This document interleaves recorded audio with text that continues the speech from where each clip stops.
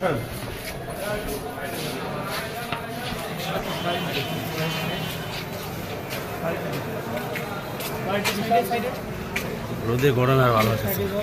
শেখ নয় বরং আসিয়া ঘটনার মূল অপরাধী বড় বোন হামিদা নিজেই। প্রেমিকের সাথে কাটানো মুহূর্ত দেখে কাঁধে চাপিয়ে দেয় পুরো বিষয়টি। ঠিকই পেতে পারে আসিয়ার ধর্ষণকারী হিটু শেখ।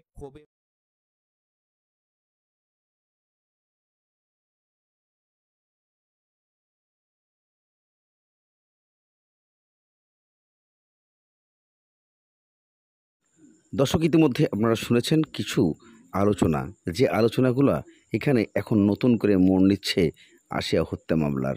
এই আসিয়া ধর্ষণ হত্যা মামলার যে ঘটনাটি, এটি বর্তমানে নতুন মোড় নিয়েছে। বাংলাদেশের প্রেক্ষাপটে এমন ঘটনা কেন ঘটতে চলেছে, এই প্রশ্ন তুলে ধরেন সাধারণ জনগণ।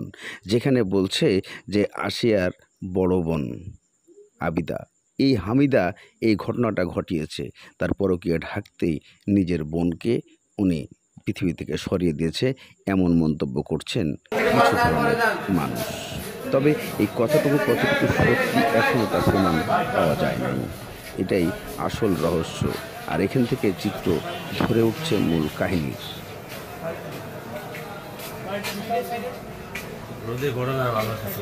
হিটু শেখ নয় বরং আসিয়া ঘটনার মূল অপরাধী বড় বোন হামিদা নিজেই। প্রেমিকের সাথে কাটানো মুহূর্ত দেখে ফেলায় ছোট বোন দিয়ে দিতেই পরিকল্পনা অনুযায়ী হিটুর পুরো পরিবারের কাঁধে চাপিয়ে দেয় পুরো বিষয়টি।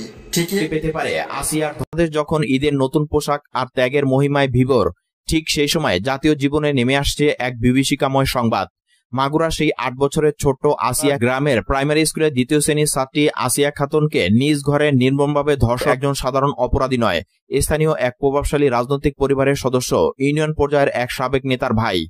তার পরিবারের সাথে স্থানীয় প্রশাসনের একাংশের গভীর সম্পর্কের গুঞ্জন বহুদিনের।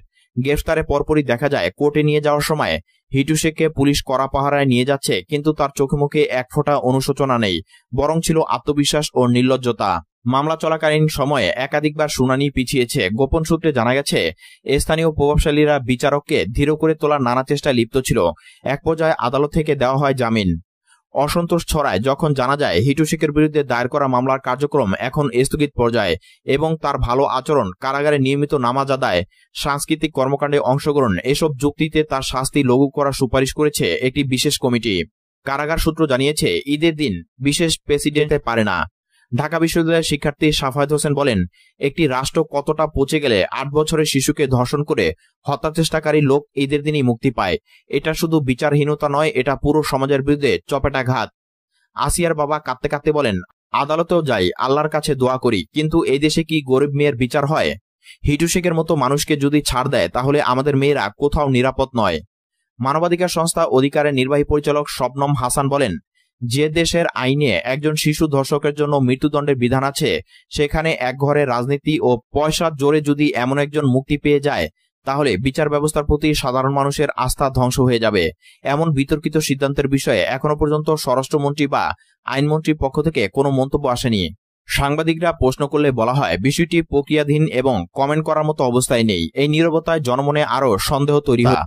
যেখানে গরিবের শিশু ধর্ষণের বিচার হয় না, অপরাধীর মুক্তি হয় ঈদের দিনে, আর আমরা তাকিয়ে থাকি শূন্য চোখে। এই প্রতিবেদন শুধু একটি খবর নয়, একটি জাতির বিবেকের দরজায় কড়া নাড়া। প্রশ্ন রয়ে যায়, এই